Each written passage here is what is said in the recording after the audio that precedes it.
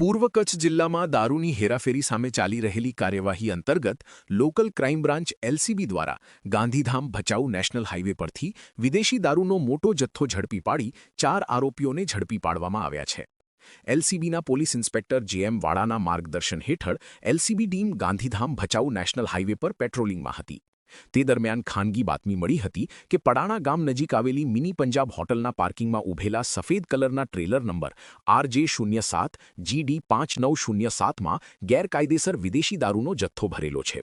બાતમી મુજબ દારૂનો જથ્થો ખાલી કરાવવા તથા પોલીસ પર નજર રાખવા માટે સફેદ કલરની હ્યુન્ડાઈ ક્રેટા કાર પણ ટ્રેલર પાસે ઊભી રાખવામાં આવી હતી. ચોક્કસ બાતમીના આધારે એલસીબી ટીમે મિની પંજાબ હોટલના પાર્કિંગમાં દરોડો પાડી તપાસ કરતા ટ્રેલરમાંથી અલગ અલગ બ્રાન્ડની વિદેશી દારૂની બોટલો તથા બિયરના ટીન મળી આવ્યા હતા. પોલીસે દારૂનો જથ્થો, ટ્રેલર, કાર, મોબાઈલ ફોન અને રોકડ રકમ સહિત કુલ અંદાજે ₹45.15 લાખનો મુદ્દામાલ કબજે કર્યો છે.